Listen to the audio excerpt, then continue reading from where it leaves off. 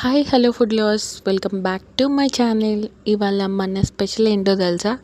Tomato egg rice. ఇదైతే lunch బాక్స్కి లేదంటే డిన్నర్కి పర్ఫెక్ట్గా సెట్ అవుతుంది. ఈరోజు మండే, ఏం పెట్టాలి హడావిడిగా లేసి తొందరగా చేయాలంటే కొంచెం కష్టం కదా. అందుకని పిల్లల లంచ్ బాక్స్ ఒక్కసారి ఇలా చేసి పెట్టండి, బాక్స్ ఖాళీ అయ్యి వస్తుంది. ఇది మాత్రం ఖచ్చితంగా ఒక 10 నిమిషాల్లో మన రైస్ మాత్రం రెడీ అయిపోతుంది.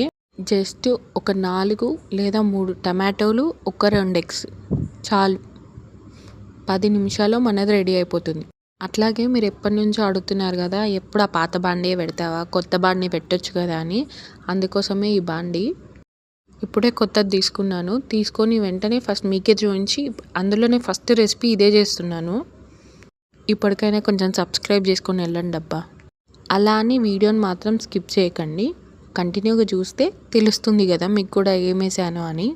టమాటోస్ని మంచిగా రెడ్ కలర్వి తీసుకొని చిన్నగా చాప్ చేసి పక్కకు పెట్టుకోండి.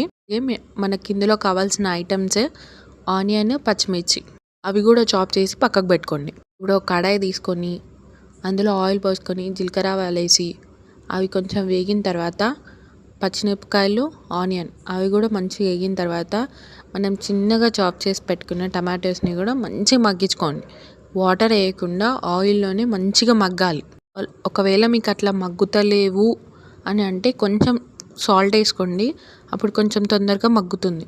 మగ్గిన తర్వాత అందులో పసుపు, ఉప్పు, కారం మీ టేస్ట్కి తగ్గట్టు వేసుకోండి. అవి కూడా వేసుకొని మంచిగా మిక్స్ చేసుకోండి. లిడ్ పెట్టి ఒక 2 minutes క్లోజ్ చేస్తే కారం అనేది టమాటోస్కి పట్టుకుంటుంది. ఇప్పుడు అందులో 2 eggs వేసుకోండి. నేనైతే 2 వేసుకున్నాను. ఒకవేళ మీకు సరిపోదు అంటే ఇంకో కొన్ని వేసుకోవచ్చు. 2 eggs మంచిగా బ్రేక్ చేసి అందులో వేసుకోండి. ఎగ్స్ వేసినంబడే కలపకూడదు. ఒక 1 to 2 minutes అట్లా క్లోజ్ చేసి వదిలేసేయండి. ఇప్పుడు తీసి మళ్ళీ ఎగ్స్ని ఉల్టా వేసి మంచిగా కుక్ చేసుకోండి. టమాటోలు మగ్గుతున్నప్పుడే కరివేపాకుని కూడా వేసుకోండి. నా దగ్గర లేదు కాబట్టి నేను వేసుకోలేదు. ఆ ఎగ్స్ కూడా మంచి కుక్ అయిన తర్వాత మనం రైస్ని ముందే కుక్ చేసి పెట్టుకున్నాం కదా, ఇది తీసి అందులో వేసుకోండి.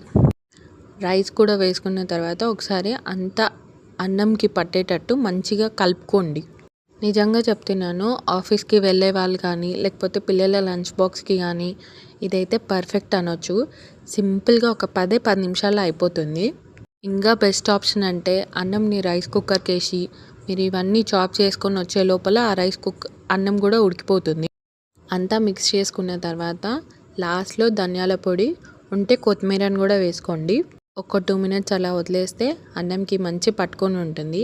ఈ రెసిపీ మీకు నచ్చితే లైక్, షేర్ అండ్ సబ్స్క్రైబ్.